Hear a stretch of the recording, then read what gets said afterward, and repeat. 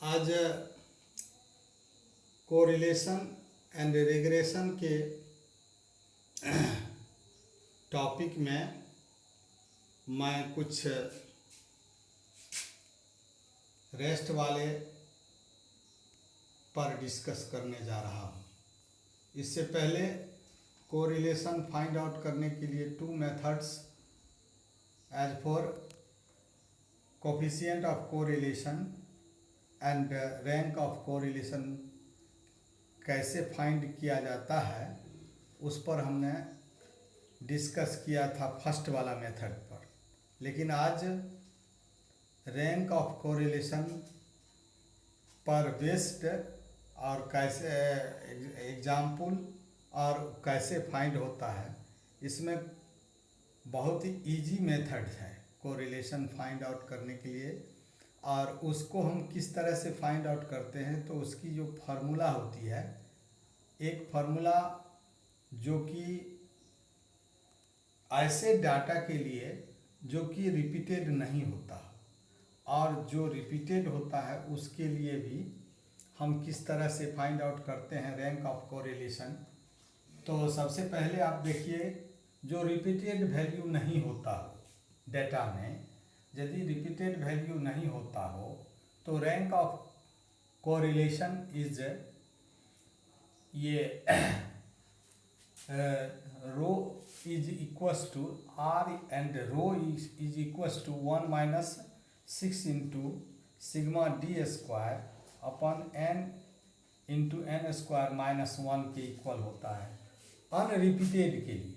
और rank of correlation जब repeated value के लिए फाइंड आउट करेंगे तो rho is equals to 1 minus 6 into sigma D square plus F के upon N into N square minus 1 के इक्वल हो जाते हैं। वेयर एफ जो होती है M into M square minus 1 by 12 के इक्वल हो जाता है। एम जो डिनोट करता है वो ज़्यादा से ज़्यादा आपको क्लियर होगा यदि किसी एग्जाम्पल में कोई रिपीटेड नंबर होती है तो उसकी रैंक पर यह एम डिपेंड करता है कि कितनी बार वह वैल्यू आया है, उसी पर डिपेंड करता है। अब जो है इसके यही दो फार्मूला से इसके जो न्यूमेरिकल सॉल्व होते हैं, उसमें सबसे पहला न्यूमेरिकल्स है The marks secured by some 9 students in mathematics and physics are given below. Find the rank of correlation. उसमें x जो है वेरिएबल है, उसके जो मार्क्स हैं गिवन हैं, और फिजिक्स के भी मार्क्स को हमने y डिनोट करके यहाँ पर ये जो क्वेश्चन है उसमें गिवन होता है। अब ऐसे क्वेश्चन के लिए आप जो find the rank of correlation करेंगे तो उसकी सॉल्यूशन सबसे पहले हम क्या करते हैं, एक डाटा प्रिपेयर करते हैं। उस डाटा में x वाले वेरिएबल के लिए अलग सा रैंक और y वाले वेरिएबल के रैंक को फाइंड करते हैं। कैसे फाइंड करते हैं, और उसके बाद इसका जो डिफरेंस होता है वह d कहलाता है, और डी स्क्वायर का वैल्यू को हम फाइंड आउट कर लेते हैं। तो x का वैल्यू ये 10, 15, 12, 17 और y का वैल्यू 30, 45 और 45 डिफरेंट टाइप्स के हैं। तो रैंक कैसे इसमें हम फाइंड आउट करते हैं, तो सबसे पहले x वाले Rx is the rank of x। तो ये जो इसमें है सबसे मैक्सिमम को 1 पॉइंट देते हैं, तो इसमें सबसे मैक्सिमम जो है 24 है, तो इसको हमने 1 लिखा। उसके बाद सेकंड रैंक में इससे छोटा तो 22 को हमने 2 दिया। अब आइए उससे भी छोटा जो होगा वह 17 है, जिसको हमने 3 रैंक दिया है। और इस तरह से सभी जितने भी नंबर्स होते हैं उसको रैंक डिनोट कर लेता हूँ। जैसे 1, 2, 3, 4 जितने भी इसके टर्म होंगे उसका लास्ट वाला टर्म जो होगा 9 हो जाएगा। और सिमिलरली y के जो भी वैल्यू होते हैं उसको फाइंड आउट करने के लिए, रैंक को फाइंड आउट करने के लिए सेम प्रोसेस में इसमें मैक्सिमम जो नंबर्स हैं उसके लिए 1, उससे जो थोड़ा सा छोटा है उसके लिए 2, उससे भी छोटा है 3, और उससे भी छोटा है उसके लिए 4, और इस तरह से हम उसके नंबर को डिनोट करते हैं। नंबर को डिनोट करने के आफ्टर हम d का वैल्यू फाइंड करते हैं, और d का वैल्यू फाइंड करने के लिए rx माइनस ry इसको यदि घटा के लिखेंगे या सब्सट्रैक्ट करके तो ये वैल्यू हमें फाइंड आउट हो, और इसको स्क्वायरिंग करेंगे तो डी स्क्वायर का वैल्यू फाइंड होता है। अब समेशन ऑफ डी स्क्वायर का वैल्यू 72, हम इसको ऐड करेंगे 72 फाइंड आउट होगा।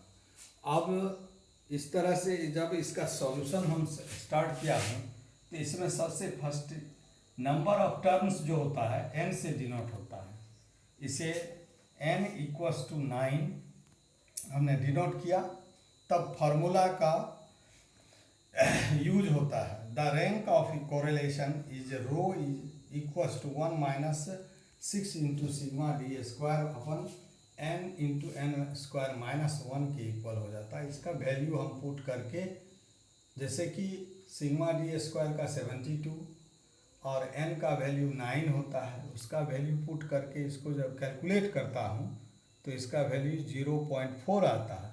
इसको परसेंटेज में भी लिखा जा सकता है, इसीलिए 40% हो जाएगा। तो इस तरह से फर्स्ट वाला एग्जाम्पल का जो आंसर होगा वह रैंक ऑफ कोरिलेशन जो होगा 0.4 होगा, यदि परसेंटेज में तो ये जो है 40% होगा। अब एग्जाम्पल नंबर 2 में देखिए, obtain the rank of correlation of the following data, x का वैल्यू और y का वैल्यू गिवन है। इसमें कुछ ऐसे नंबर्स हैं जो रिपीटेड भी हैं, जैसे कि 68 है और इसमें 50 है, तो इसमें 68 रिपीटेड है, और तो रिपीटेड वाला फॉर्मूला जो है इसमें यूज होगा। एग्जाम्पल के सॉल्यूशन के लिए सबसे पहले मैं डाटा तैयार करता हूँ, और उस डाटा में जिस तरह से x, y और rank of x, rank of y और d का वैल्यू, d स्क्वायर का वैल्यू को फाइंड आउट करते हैं। क्योंकि x का वैल्यू इसमें जब देखा जाए तो 68 जो है सबसे नहीं 75 जो है इसमें 2 बार रिपीट है और सबसे मैक्सिमम है।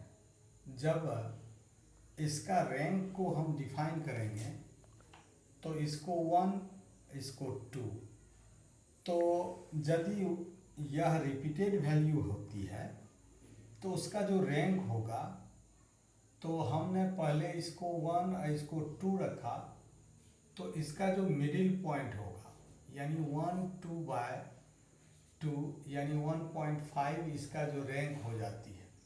तो उसी तरह से दोनों का जो रैंक होगा 1.5 और 1.5।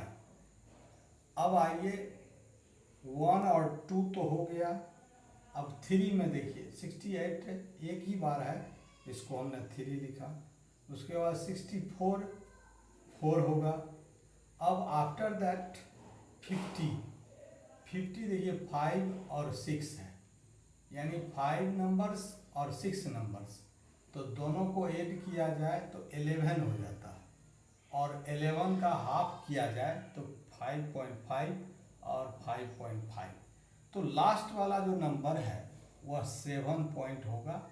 इस तरह से रिपीटेड वैल्यू का रैंक हम कैसे फाइंड करते हैं, तो एट फर्स्ट मैक्सिमम नंबर्स के 1 देते हैं, उससे भी छोटा जो होता है उसको 2 देना चाहिए, लेकिन इसमें रिपीटेड है तो इसको 1 इसको 2 दोनों को ऐड करके उसका मिडिल टर्म हम फाइंड करके उसके रैंक को डिनोट करते हैं। तो इस तरह से x वाले जितने भी नंबर्स हैं उसका हमने रैंक फाइंड आउट कर लिया है। अब y वाले को देखिए, इसमें y में मैक्सिमम नंबर्स जो है मैक्सिमम, तो 74 को हमने 1 दिया, उससे छोटा के लिए 68 है, और 68 जो है ये 2 और ये 3 के नंबर्स हो सकते हैं। तो 2 और +3 को डिवाइड करके 2 से डिवाइड करके 2.5, इसका भी 2.5 हमने पुट कर दिया। आफ्टर दैट 3 तक तो हो गया, यानी 2 और 3 हो गया। अब 4 में 58 है, 58 के लिए 4 नंबर्स। अब 58 से छोटा नंबर्स, इसमें 48 होगा, तो इसको 5 नंबर्स, और उसके लास्ट वाला जो है 7 हो जाता है। अब ये रैंक, दोनों के रैंक से डी को हम जब दोनों के रैंक को सब्सट्रैक्ट करता हूँ तो उसको डी का वैल्यू हम फाइंड हो जाए। 3 - 1 2, 4 - 4 0, 1 - 5 1.5 - 2.5 is -1, and 5.5 - 6 is -0.5, and 1.5 - 2.5 is -1. 5.5 - 5 is 0.5, और 7 - 7 = 0। जब इसको स्क्वायर करेंगे, 2 का स्क्वायर 4, 0 का स्क्वायर 0, -1 का स्क्वायर 1, और 0.5 का स्क्वायर = 0.25, 1 का स्क्वायर 1, और 0.5 का 0.25, और 0 0। जब इसको ऐड करूँगा तो समेशन ऑफ डी स्क्वायर का वैल्यू 6.5 होगा। आफ्टर दैट, चूँकि यह रिपीटेड वैल्यू पर डिपेंड करता है, एज सुन एज कि जैसे ही ये रिपीटेड होती है तो ये वाला फार्मूला, सेकेंड वाला फार्मूला इसमें एप्लीकेबल होगा। इसमें n का वैल्यू 7 है, 1 2 3 4 5 6 7 है। अब इस फार्मूला में f को फाइंड करना है, तो व्हाट इज f? f में देखना है कि ये जो x हो या y में जो भी नंबर्स रिपीटेड होता हो, उस नंबर को m से डिनोट करते हैं। कितनी बार रिपीटेड है तो वह m का वैल्यू हो जाता है। जैसे 75 है, 75 इसमें 2 बार है, तो m के जगह पर 2 × 2 स्क्वायर -1, और इसमें 50 जो है 2 बार है, तो 50 भी 2 बार है, तो इसके लिए वही 2 × 2 स्क्वायर -1/12। और y में आइए तो यहाँ पर 68 जो है वह 2 बार है, तो इसीलिए m का वैल्यू 2 हो जाता है, और वैल्यू को पुट करके इसका हम f का वैल्यू फाइंड आउट करते हैं। तो f का वैल्यू 1.5 होगा। अब इस फार्मूला में यदि उस वैल्यू को सब्स्टिट्यूट किया जाए तो 1 - 6 × σd² + f bye n × n² -1 के इक्वल हो जाता है। तो इसकी जो वैल्यू होगी, यहाँ पर f का वैल्यू 1.5 और समेशन d² का वैल्यू 6.5 ऐड करूँगा, और ऐड करने के बाद आप प्रोडक्ट ऑफ 6 करेंगे, और इसको जब कैलकुलेट करेंगे और इसको डिवाइड करके इसका जो वैल्यू फाइंड आउट करेंगे, that is the rank of correlation. और rank of correlation find out हो गया। अब तीसरा example, obtain the rank of correlation of the following data. x का और y का वैल्यू हमें गिवन है, तब इसके रैंक ऑफ कोरिलेशन फाइंड करने के लिए prepare the data x, y, rank of x, rank of y and d²। अब जब x और y का वैल्यू हम यदि इसमें सबसे वैल्यू को रखता हूँ, उसके बाद x वाले का रैंक फाइंड करते हैं, तो एट फर्स्ट इसमें सबसे मैक्सिमम 11 है।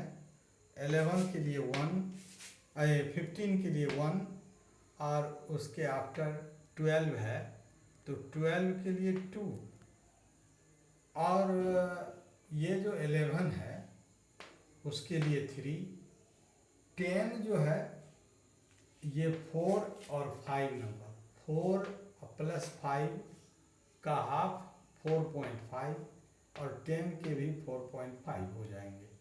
अब इसके आफ्टर तो 5 तक हो गया है, अब उसके बाद 8 के नंबर 6 होंगे और 7 का 7 हो जाता है।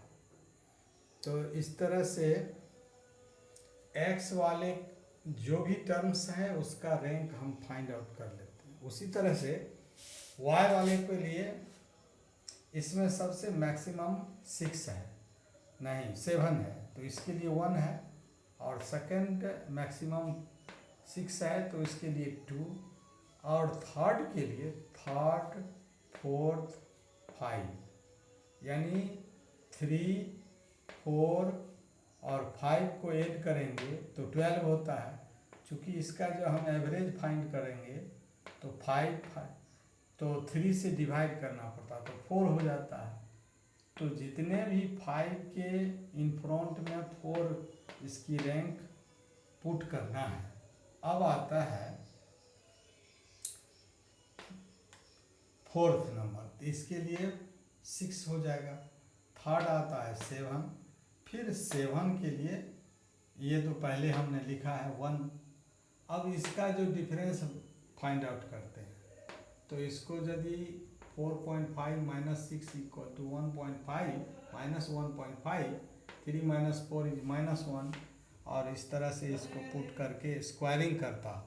1.5 का स्क्वायरिंग 2.25, 1 का स्क्वायर और 2 का स्क्वायर, इस तरह से हम इसको यदि ऐड किया तो ये summation D square equals to 79.5 आया। अब क्या करते हैं कि इसे फार्मूला पर सब्स्टिट्यूट करता। तो फार्मूला पर सबसे पहले नंबर ऑफ टर्म 1, 2, 3, 4, 5, 6, 7, तो n का value 7। Now rho is equals to 1 minus 6 into summation D square plus F, capital F, by n into N square minus 1 के इक्वल हो जाते हैं। तब इसका वैल्यू f को फाइंड करते हैं एट फर्स्ट। तो x वाले टर्म में 10 जो है 2 बार है, तो 10 2 बार है तो m का वैल्यू 2 हो जाएगा।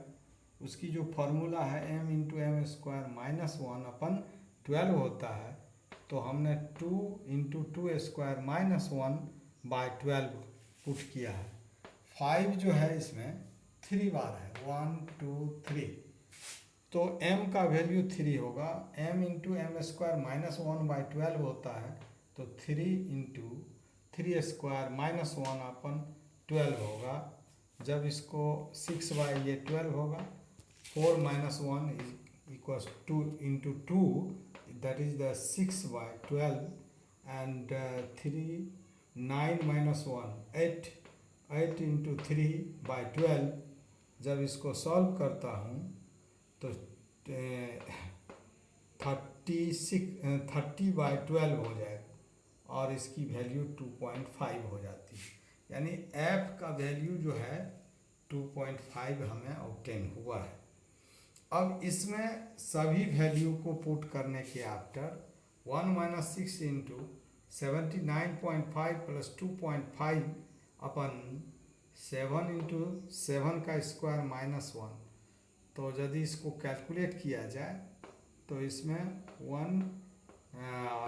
82 हो जाएगा और 82 into 6 by 7 into 48, 1 minus 6 into 82 by 7 into 42, 1 minus 1.46, that is the minus 0.46 होगा। तो इस तरह से एग्जाम्पल थर्ड का जो है रैंक हम फाइंड कर लिए हैं और इस फॉर्मूला के बेसिस पर हमने f का वैल्यू फाइंड किया है। अब आइए फोर्थ एग्जाम्पल में सेम उसी तरह का ये क्वेश्चन है, और ये जो obtain the rank of correlation of the following data X Y और rank of X, rank of Y, D का वैल्यू और डी स्क्वायर का वैल्यू से सिमिलरली उसी टाइप्स में हम इसको सब्स्टिट्यूशन कर देता हूँ वैल्यू को, और इसमें देखता हूँ कि कौन ऐसे नंबर्स हैं जो कि रिपीटेड है। तो इसमें सबसे मैक्सिमम के लिए ये इसमें मैक्सिमम 12 है, तो इस 12 में देखा जाए 1 और 2 इसका रैंक हो सकता है, तो 1 और 2 को ऐड किया जाए और उसे हाफ किया जाए तो 1.5 होगा, इसके सामने 1.5, 2 तक तो हो गया। थर्ड में देखिए 3 4 को यदि ऐड किया जाए तो 7 होता है, उसका एवरेज 3.5 और 3.5 हो जाएगा। तो ये जो है 4 तक हो गया। अब आइए इसके लोएस्ट नंबर, तो 10 को 5 और 10 के बाद 9 को 8 और 7 को कितना नंबर दिया जाए रैंक में, तो ये तो 5 हुआ, ये 6 हो गया, ये 7 हो जाएगा और 6 को 8। तो इस x का जो रैंक हम फाइंड कर लेता हूँ, y का भी उसी तरह से फाइंड करके डी स्क्वायर का वैल्यू फाइंड कर लेता हूँ। तो समेशन ऑफ डी स्क्वायर का वैल्यू 94 हो जाता है, और जब फॉर्मूला को यहाँ पर n का मान 8 होता है, तो ये जो रो है by formula 1 - 6 into sigma D square plus F square upon n into N square -1 के इक्वल हो जाता है। जब इसको कैलकुलेट करता हूँ और ये जो f का वैल्यू फाइंड करने के लिए इसमें भी 2 टर्म है, इसमें भी 2 टर्म है रिपीटेड, सभी टर्म को उस फॉर्मूला पर m का वैल्यू 2 हो जाता है, और इसका वैल्यू फाइंड करके f का 2 इसमें ऐड करके जब इसका सॉल्यूशन सॉल्व करता हूँ तब इसकी वैल्यू -0.74 आ जाता है। इस तरह से फोर्थ एग्जाम्पल को हमने सॉल्व किया। इसी बेसिस पर आप और से अधिक एग्जाम्पल को सॉल्व करने से आपको ज़्यादा से ज़्यादा प्रैक्टिस होगा, और इस तरह से ये जो रैंक ऑफ कोरिलेशन है इस टॉपिक को कंप्लीट किया जा सकता है। और इसके आफ्टर इसी तरह से कोई भी एग्जाम्पल यदि आपको गिवन होता हो तो फाइंड आउट कर सकते हैं। That's all.